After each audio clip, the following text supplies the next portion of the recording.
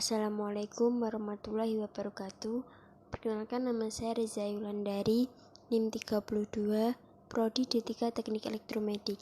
Di sini saya akan mereview tentang video master plan rumah sakit.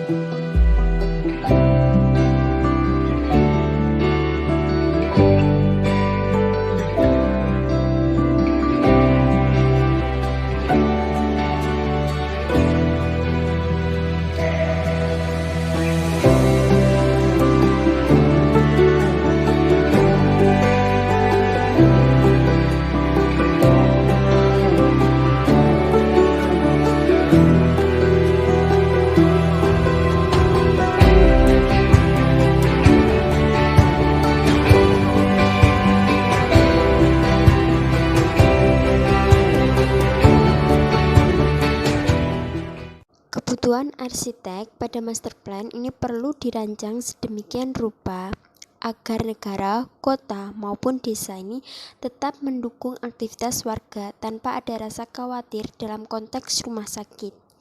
Dalam konteks ini juga diperlukan rancangan bangunan yang tak hanya menangani pasien dengan cepat, namun juga dapat melindungi dokter dan seluruh pegawai di dalam rumah sakit. Hal ini yang mendorong penciptaan master plan yang berkelanjutan untuk memenuhi kebutuhan kesehatan. Sebuah rumah sakit bisa dimulai dari tanah kosong dan memulai master planning dengan mencoba menyiapkan dari lahan yang ada dan juga mengevaluasi rumah sakit yang layak atau tidak.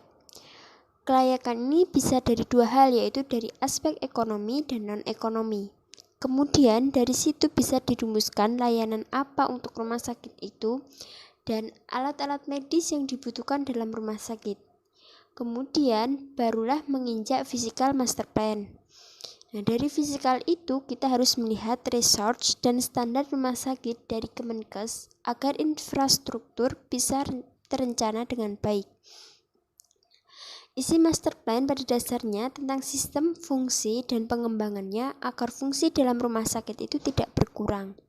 Standar ruang dan sistem sirkulasi, sistem massa dan pengembangannya, kemudian sistem infrastruktur dan pengembangan.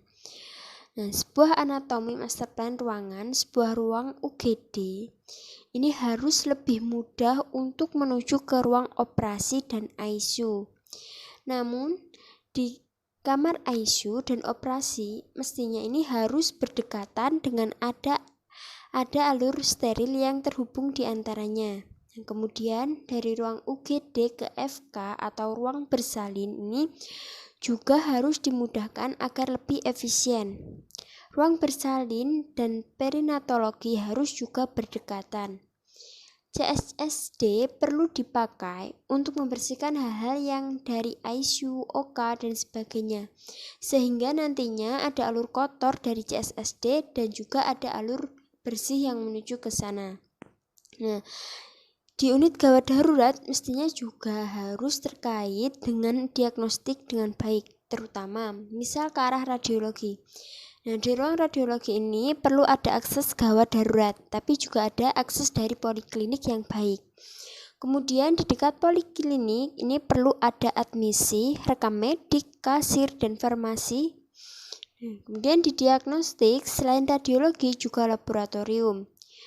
Dan kemudian dalam rumah sakit ini perlu adanya kafe, commercial bookstore, rawat inap, dan lain-lain. Nah, di rumah sakit harus ada space for high-grade medical process, misalnya untuk bedah, intensive care, melahirkan, dan lain-lain. Dalam master plan, kita juga harus memperhatikan agar orang masuk rumah sakit juga terang, sejuk, tenang, senang, dan nyaman. Kemudian, kamarnya juga harus memberi kesan yang nyaman dan efektif. Nah, contohnya di salah satu rumah sakit yang di video tadi, ini dibuat resort bisa mix use. Di sebelah kiri terdapat apartemen untuk dokter dan para medis. Nah, di sisi kanan untuk orang yang menginap. Nah, bila rumah mereka jauh dan menunggu saudara di sana, di poliklinik ini diberi outdoor seperti kafe, taman. Nah, sehingga tidak terasa seperti rumah sakit yang menyeramkan. Dalam master plan, lahan yang bisa dipakai maksimal hanya 50% saja. Dan 50% lainnya dipakai untuk area hijau dan sebagainya. Dalam area parkir, kita juga harus memperhatikan agar area parkir petugas medis seperti dokter, perawat tidak mengganggu customer.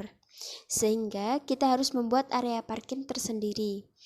Jadi, untuk parkir pegawai medis dan juga customer ini harus dibedakan. Rawat jalan ini juga diletakkan di klaster dengan kemungkinan bisa langsung berkonsultasi. Ruang tunggunya ini diletakkan di area luar sehingga tidak perlu menggunakan AC. Nah, rawat inap anak dan orang tua harus disendirikan agar merasa nyaman. Nah, demikian penjelasan saya tentang master plan rumah sakit. Apabila ada kurang lebihnya, saya mohon maaf. Wassalamualaikum warahmatullahi wabarakatuh.